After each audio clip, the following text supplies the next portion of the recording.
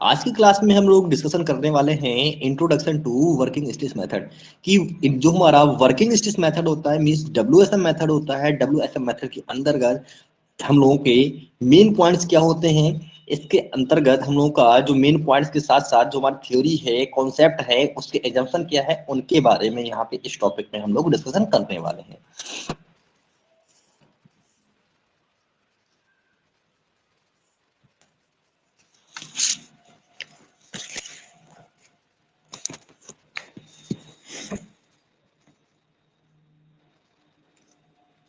तो हेडिंग डाल लीजिए, हम लोग का टॉपिक है introduction to working stress method.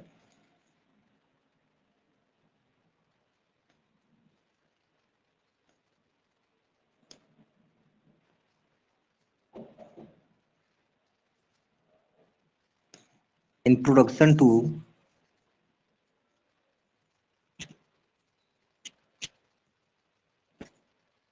Working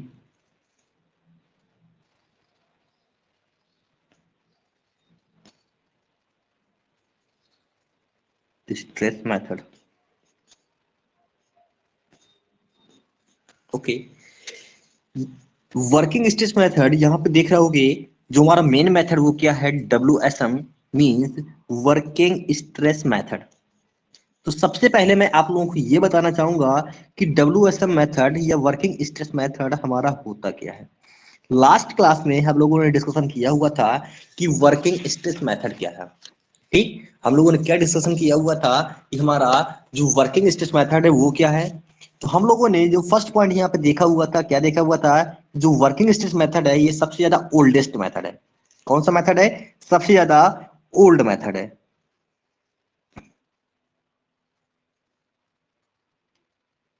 okay, next फिर हम लोगों ने ये देखा कि ये ओल्ड मेथड के साथ साथ ये इलास्टिक थ्योरी पे बेस्ड है।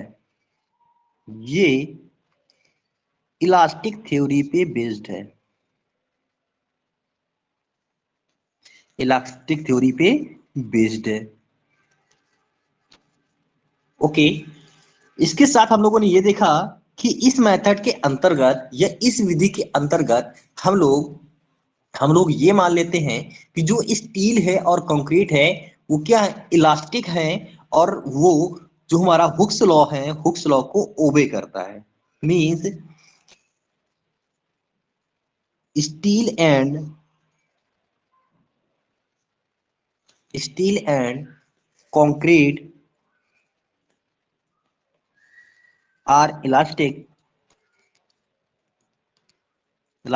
एंड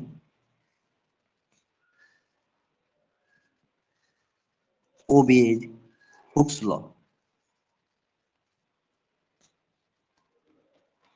ठीक, हुक्स लॉ के बारे में हम लोग बहुत अच्छी प्रकार से जानते हैं कि हमारा हुक्स लॉ क्या था। ठीक, तो हुक्स लॉ के बारे में जैसा कि हम लोग जानते हैं, क्या जानते हैं, हुक्स लॉ क्या होता है।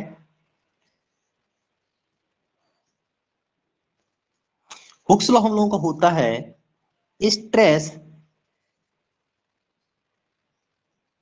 Is directly proportional to strain.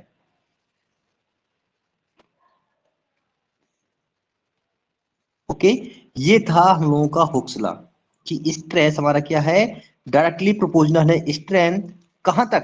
Up to up to limit of up to limit of proportionality. कहां तक? जो हमारी समानुपाती सीमा होती है, समानुपाती सीमा तक स्ट्रेस स्ट्रेन के सीधा समानुपाती है। ओके, ये था हम लोगों का क्या, वर्किंग स्ट्रेस मेथड। ओके, अब यहाँ पे हम लोग देख लेते हैं कि और हमें क्या पढ़ना है। हम लोगों ने इसका नॉर्मल इंट्रोडक्शन देख लिया कि डब्ल्यूएसएम मेथड क्या है। सबसे पहले इस टॉपिक के अंतर्गत हम लोग देखेंगे types of RCC beam. Heading डाल लीजिए, टाइप्स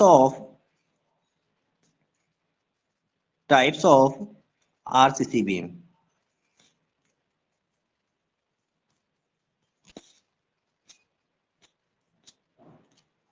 मेनली जो आरसीसी बीम होती हैं ठीक। आरसीसी बीम मेनली हम लोगों ने इनको 3 पार्ट्स में क्लासिफाई किया हुआ है। मेनली 3 पार्ट में क्लासिफाई किया हुआ है। कौन कौन से पार्ट हैं? फर्स्ट पार्ट है हमारा singly reinforced beam. Singly reinforced singly reinforced beam. Second part है डबली रेनफोर्स्ड बीम। अभी मैं आप लोगों को बताऊंगा कि सिंगली और डबली दोनों में क्या डिफरेंस होता है, हम लोग कैसे पहचानते हैं कौन सी सिंगली रेनफोर्स्ड है, कौन सी डबली रेनफोर्स्ड है। तो doubly reinforced beam and next flanged beam. Next है फ्लैंज्ड बीम। ओके। तो सबसे पहले हम लोग वन बाय वन इनको डिस्कशन करेंगे, इनका डिस्कशन करेंगे। तो सबसे पहले हम लोग ये देख लेते हैं कि सिंगली रेनफोर्स्ड बीम क्या होती है। तो हेडिंग डाल लीजिए यहाँ पे सिंगली रेनफोर्स्ड बीम।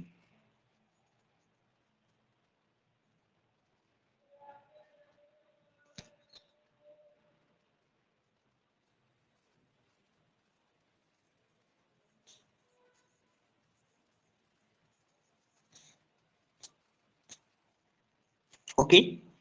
जैसा कि हम लोग जानते हैं, हम लोगों ने स्ट्रक्चरल मैकेनिक्स में पढ़ा हुआ है या अप्लाइड मैकेनिक्स में पढ़ा हुआ है कि कोई सिंपली सपोर्टेड बीम है। क्या है? कोई सिंपली सपोर्टेड बीम है। ध्यान दीजिएगा, हमारे पास क्या है? सिंपली सपोर्टेड बीम है।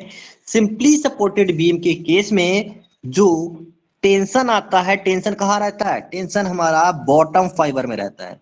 ध्यान दीजिएगा, टेंशन हमारा कहाँ रहेगा? बॉटम फाइबर में रहेगा। ओके। वहीं पर जो कैंटिलीवर बीम है, कैंटिलीवर बीम है, कैंटिलीवर बीम के केस में हम लोग ये जानते हैं कि यहाँ पे जो टेंशन फाइबर होता है, ये टेंशन होता है कहाँ पे रहता है? टॉप पे रहता है। ओके, टॉप फाइबर पे।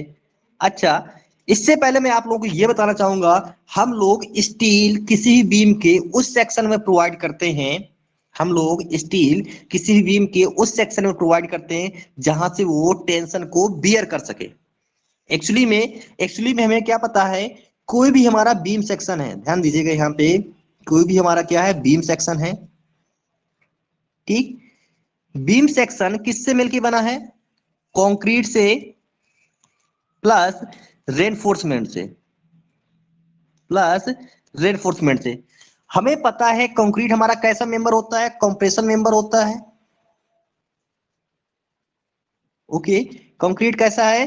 कंप्रेशन मेंबर है। रेनफोर्समेंट कैसा है? टेंशन मेंबर है। ओके। किसी भी बीम पे जब हमारा क्या आएगा? कंप्रेशन आएगा, तो कंप्रेशन को जो क्या करेगा? कंक्रीट बियर कर लेगा। बट वहीं पे जहां पे हमारा टेंशन आ रहा है, टेंशन को बियर करने के लिए हम लोग किसका प्रोवाइड करेंगे? किसको प्रोवाइड करेंगे? वहां पे हम लोग रेनफोर्समेंट को प्रोवाइड करेंगे। तो इसलिए मेनली हम लोग किसी बीम सेक्शन में, अब वो बीम सेक्शन चाहे हमारा सिंपली सपोर्टेड बीम हो या कैंटिलीवर बीम हो, वहां देखते हैं कि टेंशन हमारा किस फाइबर में आ रहा है। हम लोग क्या देखते हैं कि टेंशन कहाँ आ रहा है। तो हम लोगों ने ये देखा कि सिंपली सपोर्टेड बीम पे बॉटम फाइबर पे टेंशन आता है। ओके। और इसके बाद यदि कैंटिलीवर बीम है, तो कैंटिलीवर बीम के केस में जो हमारा टॉप फाइबर होता है, टॉप फाइबर पे क्या आता है? टेंशन आता है। तो सिर्फ उसी टेंशन को रजिस्ट करने के लिए या उसी टेंशन को यूज क्या करने के लिए? रजिस्ट करने के लिए, ठीक है, हम लोग क्या करते हैं? वहां पे रेनफोर्समेंट का यूज करते हैं। तो सिंगली रेनफोर्समेंट, तो देख लो यहाँ पे कि सिंगली रेनफोर्समेंट का डायग्राम कैसे बनेगा। हमने क्या माना हुआ है? कोई भी सिंपली सपोर्टेड बीम ली है, मान लीजिए मेरे पास ये एक बीम सेक्शन है। ओके, ये क्या है? एक बीम सेक्शन है। कौन सा बीम है? मैं यहां पे लिख देता हूं सिंपली सपोर्टेड बीम है। ध्यान दीजिएगा, सिंपली सपोर्टेड के साथ साथ ये रेक्टेंगुलर बीम सेक्शन है। रेक्टेंगुलर रेक्टेंगुलर बीम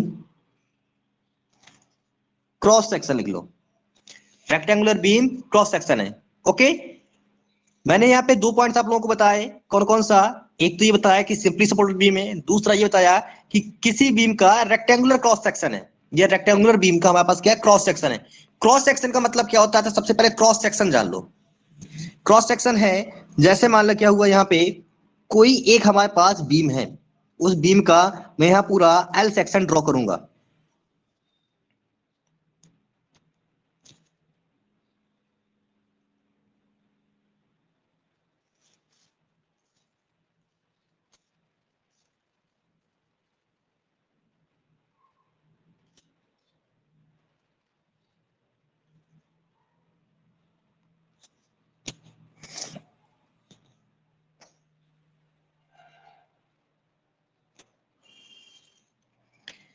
ये क्या है?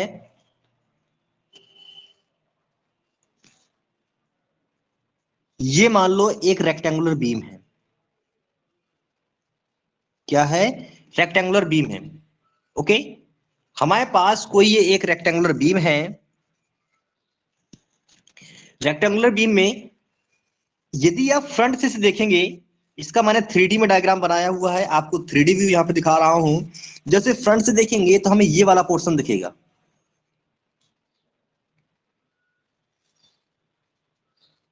ओके, वहीं पे यदि आप लोग इसे टॉप से देखेंगे तो ये वाला पोर्शन दिखेगा। हम लोग यहाँ पे बात कर रहे हैं किसकी? क्रॉस सेक्शन की। क्रॉस सेक्शन का मतलब क्या है? पार्टिकुलर किसी भी जगह से, किसी भी जगह से इसको इस प्रकार से यहां से कट कर देना, इसको यहां से कट कर देना। ओके, कट करके जो ये वाला सेक्शन निकालना, ये क्या कहलाएगा? इसका क्रॉस सेक्शन कहलाएगा। देखिए, मैं जिस पार्ट को यहाँ पे से हाईलाइट कर रहा हूं, या कुल मिला के ये वाला पार्ट समझो, यदि इसको यहाँ से कट कर रहे हो तो हमें क्या दिख रहा है? हमें यहाँ से कट करने पे एक रेक्टेंगुलर सेक्शन दिख रहा है। हमें यदि हमने ये माना हुआ है, मैंने यहाँ पे इस समय आप लोगों के सामने बनाया हुआ है, किसी भी रेक्टेंगुलर बीम का एल सेक्शन बनाया है। क्या बनाया है? यहाँ पे एल सेक्शन बनाया है। मतलब मैंने यहाँ पे पूरी बीम फुल लेंथ में शो की है, वो भी 3D पे। ओके, क्रॉस सेक्शन का मतलब क्या होता है? उसे किसी भी पर्टिकुलर पॉइंट से कट करना। पार्टिकुलर पार्टिकुलर यहाँ से पॉइंट से यदि हम इसे कट करेंगे तो देखोगे यहाँ पे इस प्रकार से एक क्या दिखेगा? एक आयत दिखेगा। ओके, तो वही मैंने यहाँ पे एक आयत बना लिया हुआ है। अब इस आयत पे देखिएगा, मान लीजिए कि यहाँ पे क्या पड़ी हुई है, मैं डॉटेड फॉर्म में यहाँ पे स्टील डाल रहा हूं। यहाँ पे ये देखो कि मान लो यहाँ पे ये सरिया पड़ी हुई है।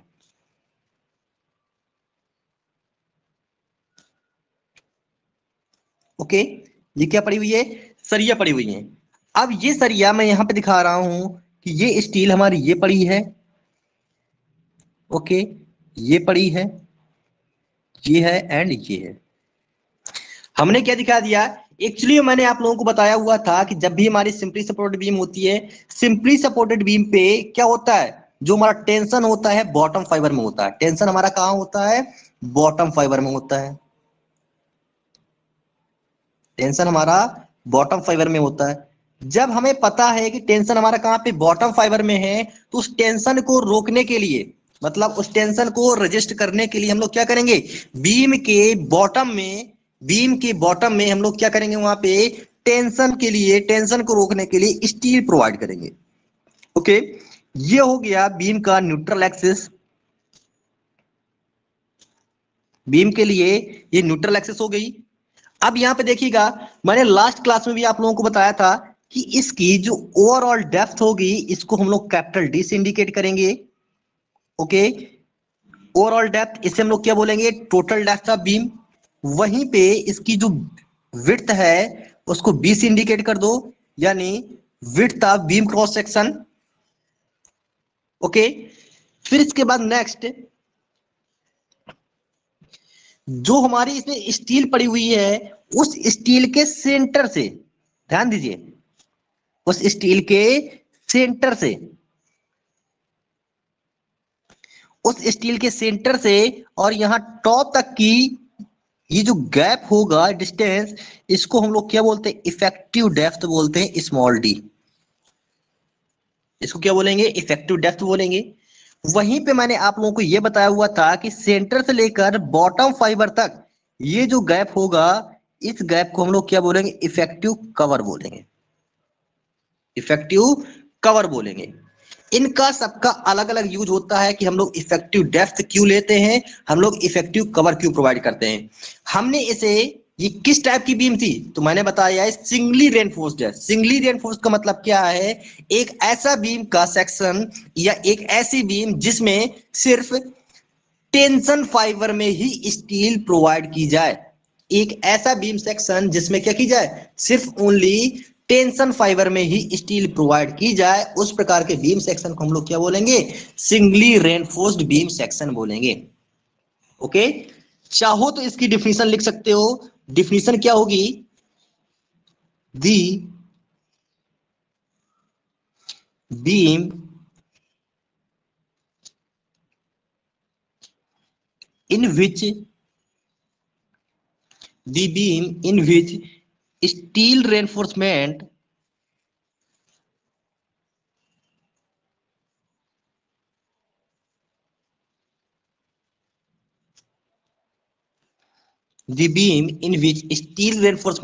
is placed in the tensile zone only. मैंने यहां पे क्या बोला हुआ है, ओनली टेंशन में, tensile zone only are called singly reinforced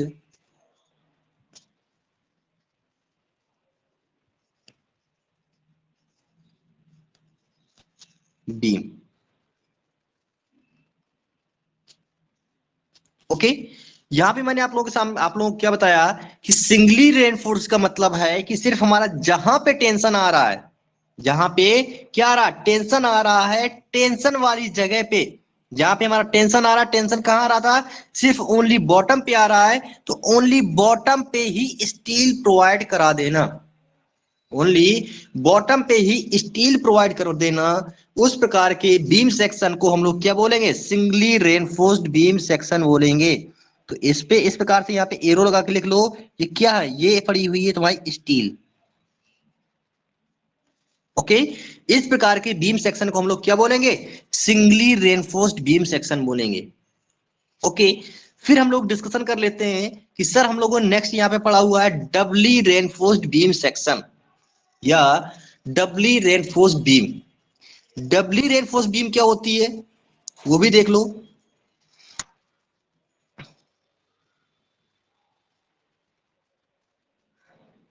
Dabali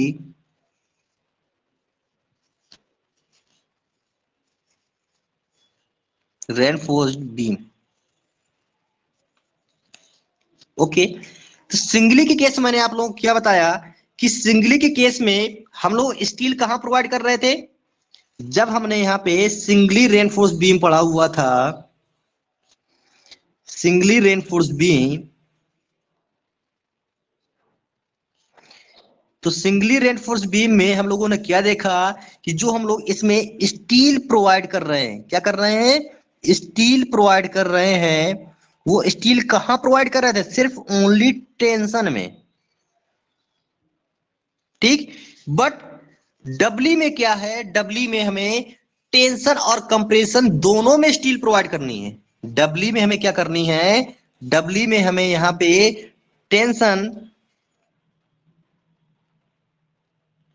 and compression दोनों में स्टील प्रोवाइड करनी है। ध्यान देना, मैंने क्या बताया, यदि हमारा डबली रेनफोर्स्ड है, डबली मीन्स होता है दोहरा, ठीक, डबली मीन्स होता है दोहरा, रेनफोर्समेंट मीन्स होता है प्रबलन, ठीक, दोहरा प्रबलन, ये दोहरी प्रबलित बीम, ठीक। डबल दोहरा, इसका मतलब क्या हुआ कि टेंशन और कंप्रेशन दोनों में हम लोग रेनफोर्समेंट प्रोवाइड कर रहे हैं। क्या कर रहे हैं यहाँ पे, जो हम लोग यहाँ पे स्टील प्रोवाइड कर रहे हैं या रेनफोर्समेंट प्रोवाइड कर रहे हैं, क्या कर रहे हैं, टेंशन जोन और कंप्रेशन जोन दोनों जोन में प्रोवाइड कर रहे हैं। अभी हम लोगों ने सिंगली के केस में क्या पढ़ा हुआ कि सिर्फ यहाँ पे हम लोग जो स्टील प्रोवाइड करेंगे ओनली टेंसाइल जोन में करेंगे। कहां करेंगे? ओनली टेंसाइल जोन में करेंगे। बट डबल का केस हमारा क्या आ गया कि यहाँ पे जो हम लोग स्टील प्रोवाइड करेंगे, स्टील टेंशन के साथ साथ हम लोग कंप्रेशन जोन में भी प्रोवाइड करेंगे। ओके, तो इसकी डिफिनेशन लिख लो और इसका डायग्राम बना लो। इसकी डिफिनेशन क्या हो जाएगी? दी beam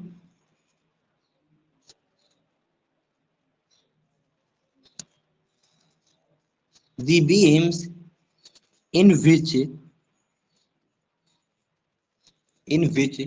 reinforcement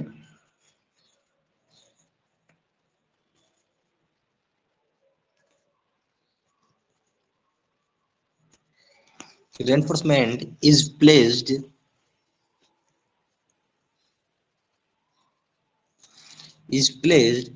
in the tensile as well as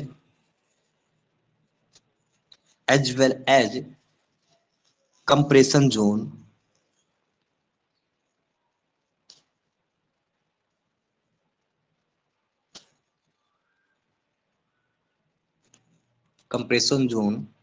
are called as doubly reinforced beam।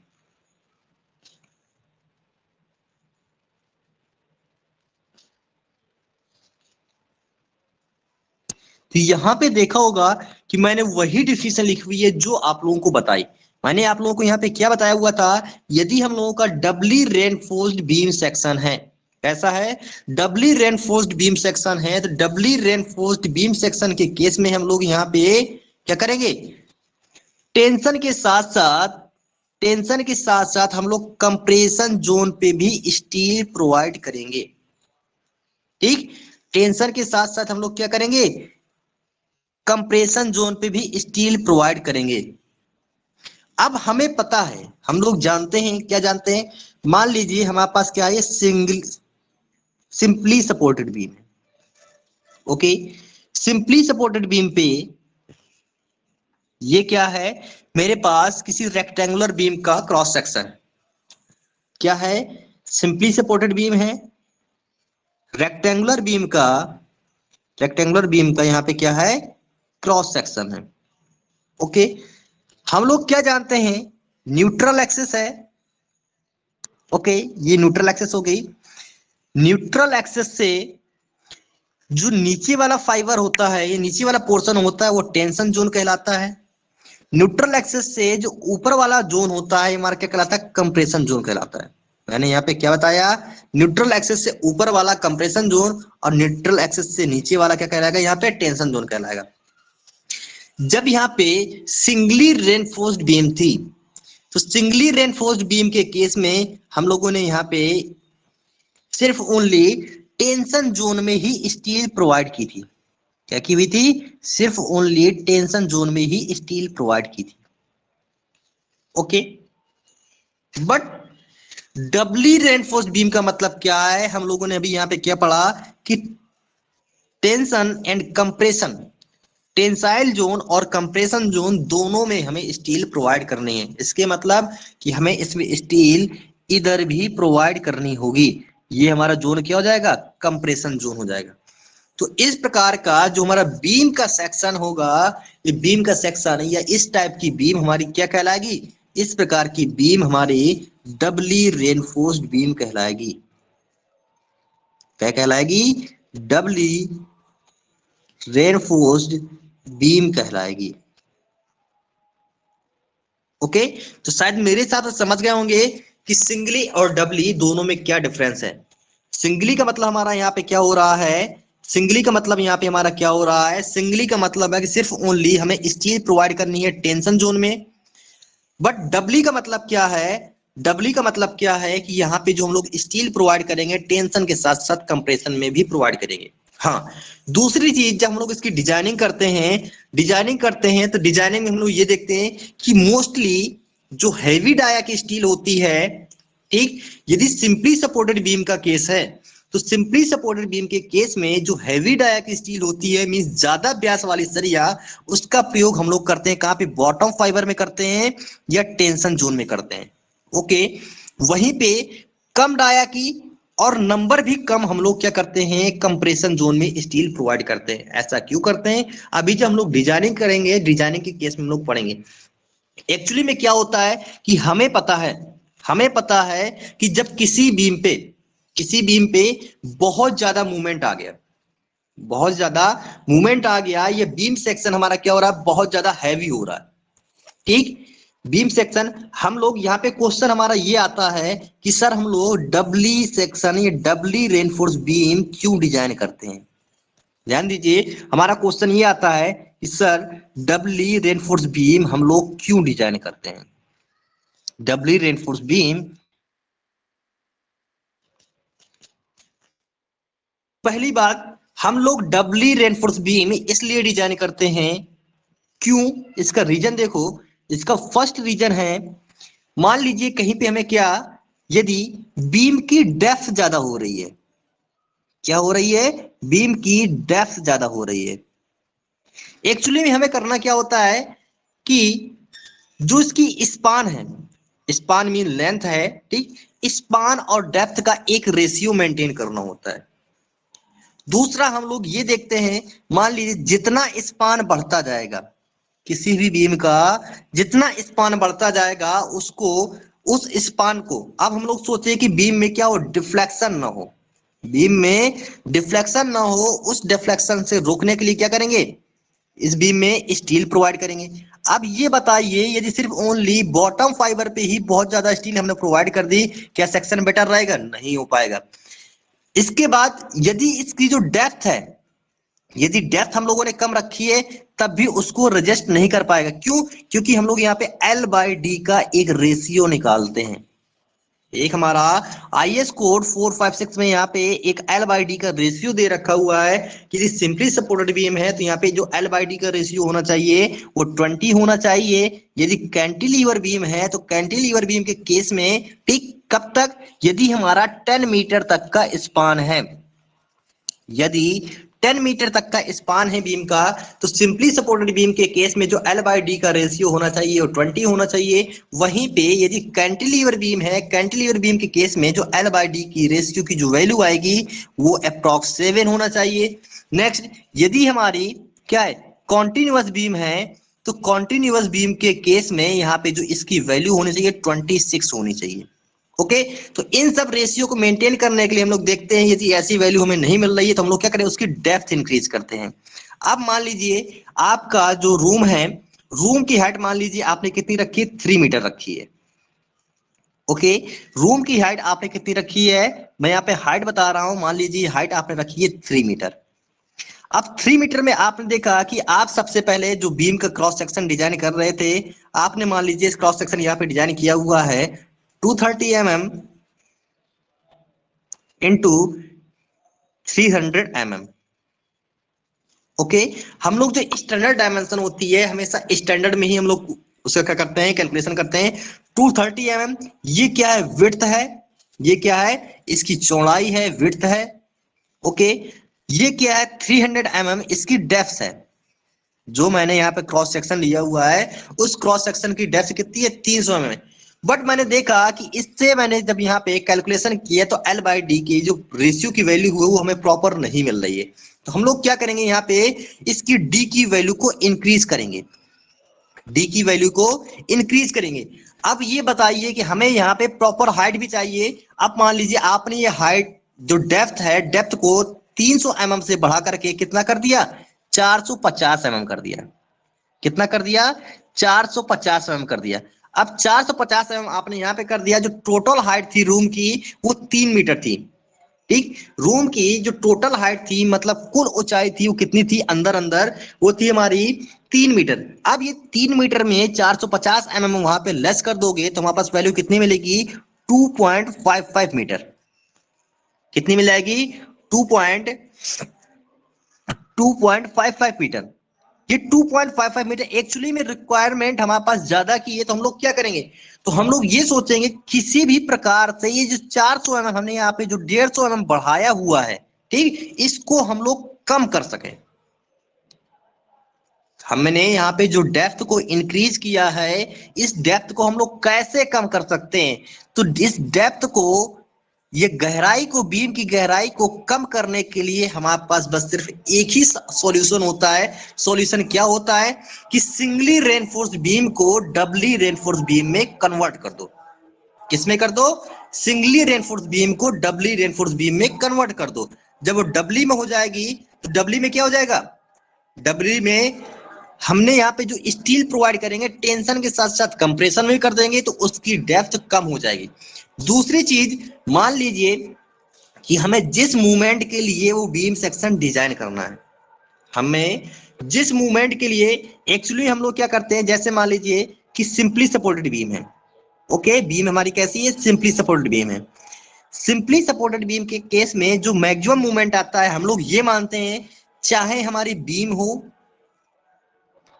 या स्लैब हो, ठीक, सभी केस में जो ये लोड हमारा होता है, ये लोड कैसा डिस्ट्रीब्यूट होता है, यूडीएल के फॉर्म में डिस्ट्रीब्यूट होता है। लोड हमारा यूडीएल के फॉर्म में डिस्ट्रीब्यूट होता है। और यूडीएल के केस में सिंपली सपोर्टेड बीम पे हम लोगों ने मैक्सिमम मूवमेंट पढ़ा हुआ था। कितना पढ़ा हुआ था? जो मैक्सिमम मूवमेंट की वैल्यू आती है वो कितनी आती है, WL²/8 आती है। ओके, हमने यहां से वैल्यू पढ़ी, जो इसका फॉर्मूला होता है क्या, WL²/8 आती है। एक्चुअली में इस बीम सेक्शन पे जो भी हमारा स्ट्रक्चर बना हुआ है, उस स्ट्रक्चर पे क्या हो रहा है, उस स्ट्रक्चर पे लोड बहुत ज्यादा आ रहा है, लोड की वैल्यू ज्यादा है, और उस लोड की वैल्यू की वजह से यहाँ से हमारा मूवमेंट क्या हो जाएगा, मूवमेंट भी हमारा बढ़ जाएगा। चलो, पहला पॉइंट तो हमारा मूवमेंट ये बढ़ गया।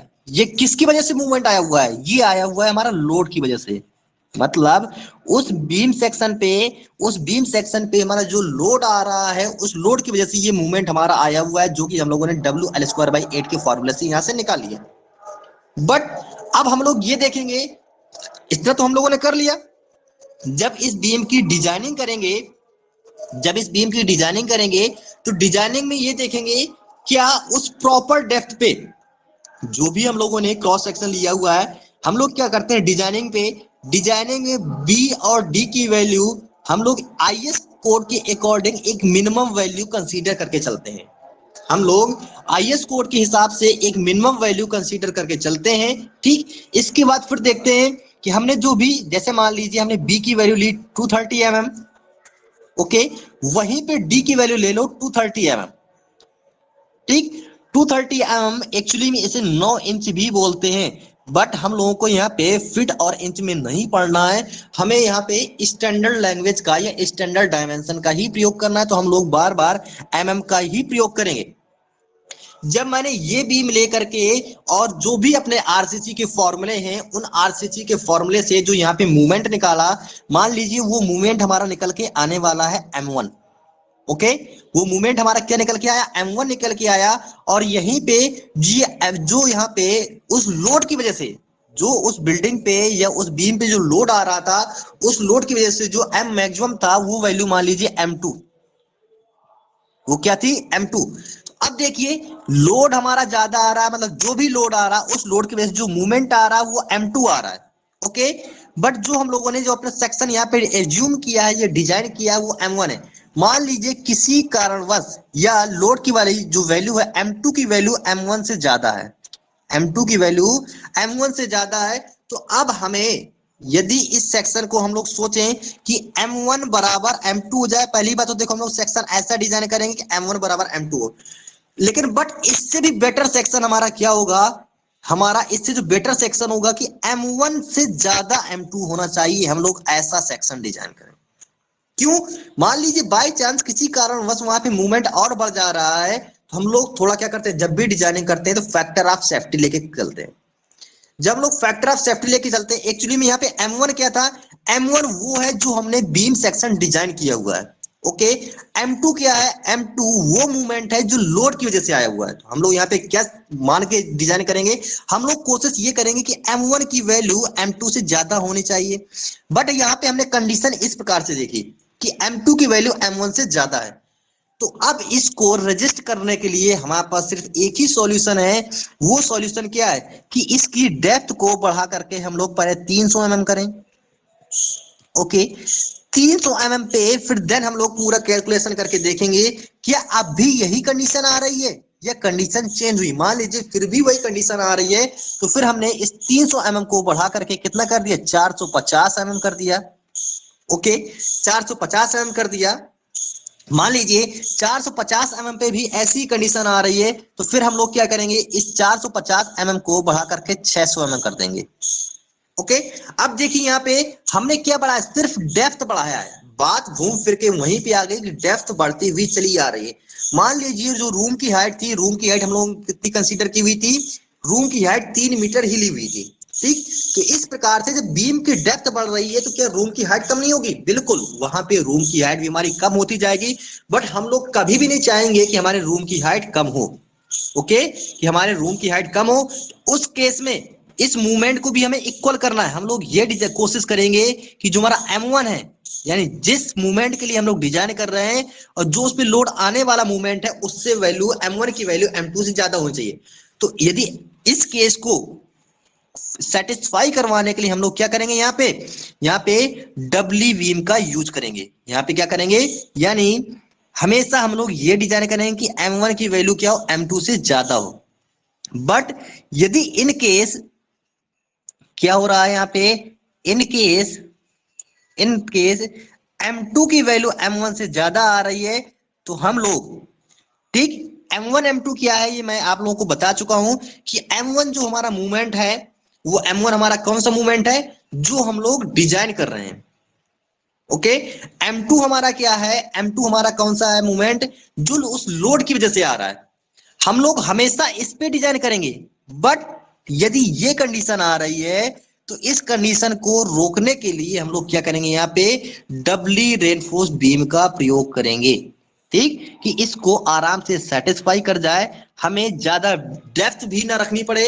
अब एक्चुअली में क्या होगा, जब हम लोग यहाँ पे डबली सेक्शन डिजाइन कर देंगे तो डबली सेक्शन के लिए हम लोग यहाँ पे स्टार्टिंग जो भी हमने डेप्थ मानी है, हो सकता है कि इस डेप्थ पे भी सेक्शन हमारा क्या हो जाए, यहाँ पे इसको सेटिस्फाई कर दे। क्यों, क्योंकि एक तो हम लोग जो टेंशन पे स्टील पड़ी हुई है उसकी वजह से मूवमेंट निकालेंगे, दूसरा जो हम लोगों ने यहाँ पे कंप्रेशन फाइबर पे भी स्टील प्रयोग की है उसकी वजह से भी क्या कर लेंगे, उसकी वजह से भी यहाँ पे निकालेंगे कितना मूवमेंट यहाँ पे बियर कर रहा है। यानी टोटल M2 बराबर, सॉरी M1 बराबर हमारा क्या हो जाएगा, इसे M1 डैश मान लो प्लस M1 डबल डैश मान लो। ठीक है, M1 dash M1 double dash ये मान लो कि जो टेंशन में स्टील पड़ी थी, इस टेंशन की स्टील की वजह से M1 हमारा रजिस्ट किया था, और जो M1 डबल डैश है ये मान लो जो हमने कंप्रेशन में स्टील प्रोवाइड की उसकी वजह से जो ये मूवमेंट रजिस्ट कर रहा है। ठीक, तो यदि हम लोग चाहें कि हमें ज्यादा डेप्थ ना प्रोवाइड करनी पड़े तो इस केस को रोकने के लिए हम लोग क्या करते हैं, यहाँ पे डबली रेनफोर्स्ड बीम सेक्शन का प्रयोग करते हैं। ओके, शायद मेरे हिसाब से आप लोगों को समझ में आ गया होगा कि हम लोग डबली रेनफोर्स्ड बीम सेक्शन क्यों डिजाइन करते हैं। नेक्स्ट हमारा बीम सेक्शन आता है, ये नेक्स्ट बीम हमारी क्या, फ्लैंज्ड बीम।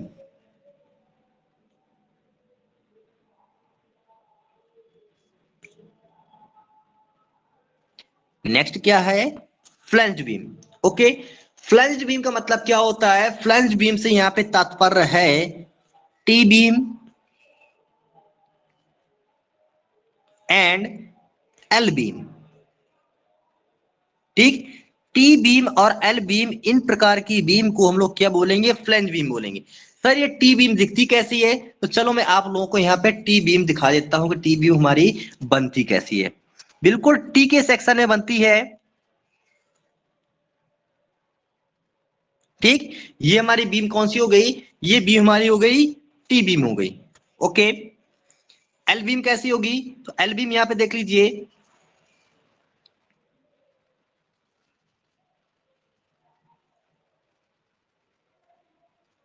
ओके, ये एल बीम हो गई। अब आप लोग सोचेंगे सर ये बीम प्रयोग कहां पे होती हैं, सर इनका यूज कहां हम लोग करते हैं। ओके, आप लोगों ने देखा होगा जब भी हम लोग स्लैब डालते हैं, ठीक, ये मान लीजिए हमारी क्या है, स्लैब है।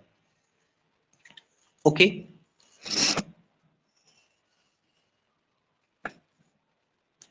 स्लैब के साथ साथ आपने देखा होगा कि हम लोग यहाँ पे ऐसे बीम देते हैं, ये बीम हमने दिया,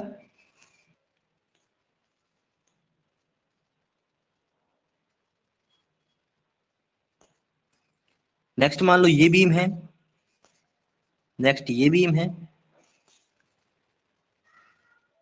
ये बीम है, और ये बीम है। ओके, एक्चुअली में इनकी सबकी बीम की जो डेप्थ है, हो सकता है डेप्थ हमारी सेम हो या अलग अलग हो, विड्थ भी हो सकता है कि सेम हो या अलग अलग हो। ओके सॉरी, तो ये हमारा क्या है, ये स्लैब है। यहां पे मैंने अलग अलग प्रकार से यहां पे ये सब क्या है, ये सब यहां पे बीम है, ये सब क्या है, यहाँ पे बीम है। ओके, ये आप लोगों ने देखा होगा, मैक्सिमम घर पे आपको दिखेगा कि हम लोग क्या करते हैं, स्लैब के साथ ही ये बीम कास्ट कर देते हैं। बट जब कभी कभी ये अलग अलग कास्ट की जाती है तो इनका नाम कुछ अलग रहता है। बट कभी कभी जब स्लैब के साथ ही हम लोग ये बीम कास्ट करते हैं तो हमें देखने पे स्ट्रक्चर कुछ इस प्रकार से यहाँ पे दिखता है। अब यहाँ पे हम लोग पहचानेंगे कि सर कौन सी टी बीम है, कौन सी एल बीम है। देखो यहां पे जितने भी मिड वाली बीमें हैं, ठीक, यानी ये सभी बीमें, ये सभी बीमें आपकी क्या कहलाएंगी, ये सभी बीमें यहां पे हमारी कहलाएंगी टी बीम, ये सभी बीमें टी बीम कहलाएंगी। वहीं पे जो एंड वाली या कॉर्नर वाली बीम है, वो कॉर्नर वाली बीम हमारी क्या कहलाएगी, एल बीम कहलाएगी। ठीक, यदि आप लोग थोड़ा सा सही से इसे देखेंगे तो देखिएगा यहाँ पे मैं आप लोगों को इसे पूरा दिखा बना के बता दूं कि कैसे यहाँ पे हमें एल बीम दिख रही है। मान लीजिए हमने सिर्फ इतना पोर्शन इसका एज्यूम किया, ठीक, तो सिर्फ इतनी बीम को देखिए, जिस पार्ट को मैं यहाँ पे ये हाईलाइट कर दिया, ठीक, ये कैसा सेक्शन दिख रहा है, क्या ये तुम्हें एल टाइप का सेक्शन दिख रहा है कि नहीं दिख रहा है। ओके, यदि हमारा ये एल टाइप का सेक्शन हो गया तो कौन सी बीम हो गई, एल बीम हो गई। वहीं पे चलो एक हमने यहाँ पे ये वाला सेक्शन ले लिया, कोई भी सेक्शन ले लो, ठीक, जिसको मैं हाईलाइट कर रहा हूं, जरा इतना सेक्शन ये देखिए,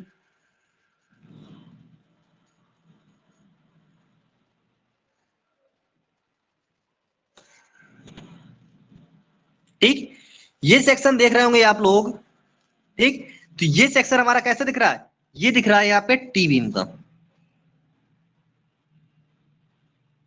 ओके, तो एक्चुअली में हम लोग करते क्या है, इनको इनको हम लोग करते क्या है कि इसकी इफेक्टिव जो विड्थ होती है थोड़ा आगे से लेकर कंसीडर कर लेते हैं। मान लीजिए इस प्रकार से ये वाला ले लीजिए, ये वाली बीम, ठीक, तो ये सेक्शन बन जाएगा।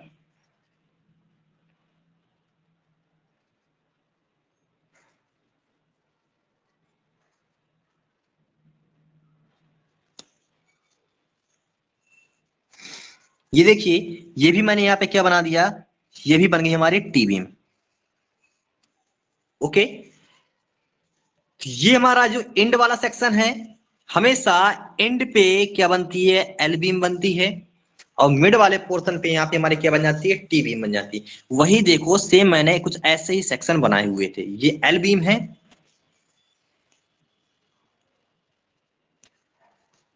ठीक, और ये क्या है, टी बीम है।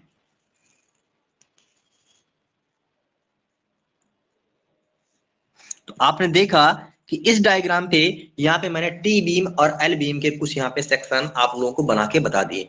और इन्हीं टी बीम को और एल बीम को हम लोग क्या बोलते हैं, इसी टी बीम को और एल बीम को हम लोग यहाँ पे बोलते हैं फ्लैंज्ड बीम। यदि इनमें से एक पॉइंट और हमारा आता है, क्या आता है,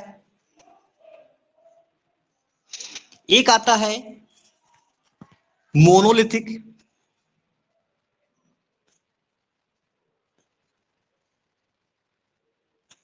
ओके, एक हमारा क्या आता है, मोनोलिथिक आता है, और दूसरा आता है जो इसका एक सिंगल सेक्शन होता है, ठीक, एक हमारा, अब देखो मोनोलिथिक से क्या मतलब है,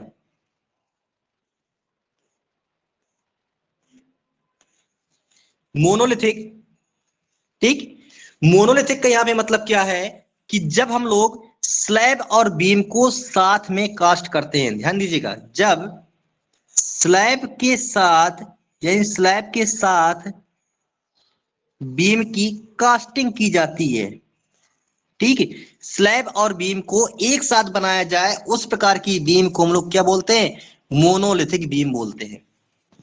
यानी उस प्रकार की बीम को हम लोग क्या बोलेंगे, मोनोलिथिक बीम बोलेंगे। ओके, एक और दूसरी बीम आती है, दूसरी बीम कौन सी होती है, कमेंट बॉक्स में तुरंत आंसर दीजिए कि दूसरी दूसरी यहां पे हमारी बीम क्या होती है, बताइए। ये मैंने मोनोलिथिक बता दिया, ठीक। दूसरी आती है आइसोलेटेड, दूसरी हमारी होती है आइसोलेटेड। आइसोलेटेड मतलब क्या है कि सिर्फ वहां पे बीम की अकेले कास्टिंग कर लो, मतलब सिर्फ बीम अकेले बना लो, ठीक। मोनोलिथिक का मतलब क्या है, मोनोलिथिक का मतलब क्या है कि स्लैब और बीम दोनों का निर्माण एक साथ करेंगे, ठीक। जैसे ये इस प्रकार का स्ट्रक्चर है, यहां पे देखोगे कि स्लैब के साथ साथ ही बीम की ढलाई की जाती है, स्लैब के साथ साथ ही बीम की ढलाई की जाती है, तो इस प्रकार के सेक्शन को हम लोग क्या बोलते हैं, मोनोलिथिक सेक्शन बोलते हैं। ओके, आइसोलेटेड का मतलब क्या है कि सिर्फ हमने सिंगल यहाँ पे एल बीम बना दी, एल सेक्शन बना दिया, या सिंगल यहाँ पे हमने लोगों ने यहाँ पे टी सेक्शन बना दिया है, तो इस प्रकार के सेक्शन को हम लोग क्या बोलेंगे, आइसोलेटेड बीम बोलेंगे। ओके, तो आइसोलेटेड और मोनोलिथिक इनका मतलब आप लोग समझ गए होंगे। ओके, अब कुछ हमारे एजम्पशंस हैं, वो एजम्पशंस भी यहाँ पे हमारे देख लो कि डब्ल्यूएसएम मेथड के कौन कौन से हमारे एजम्पशन हैं। हेडिंग डाल लीजिए यहाँ पे, assumptions.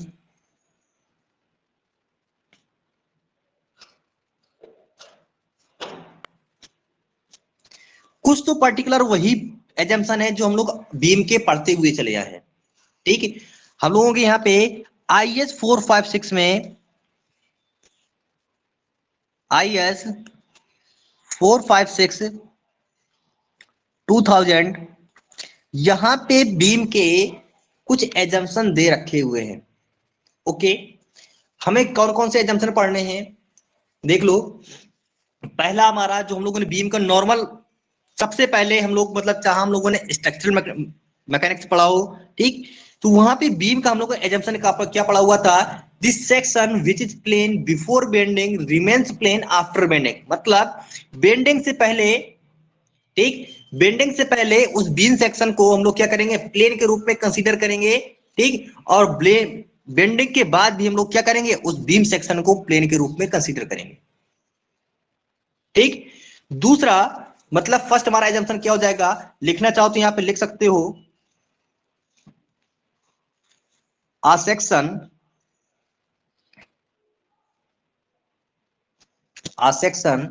which is plane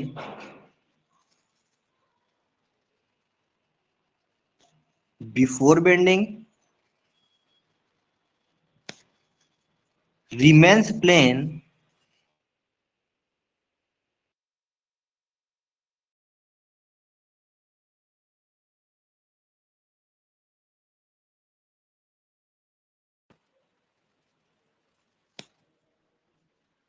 after bending. Okay, first हमारा एजम्पशन ये हो गया। इसके बाद नेक्स्ट लिखिए, नेक्स्ट हमारा एजम्पशन क्या है, the concrete and steel, the concrete and steel are perfectly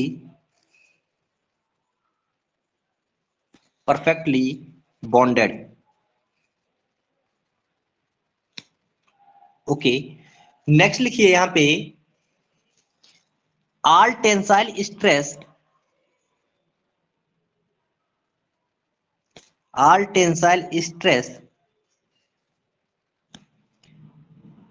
taken up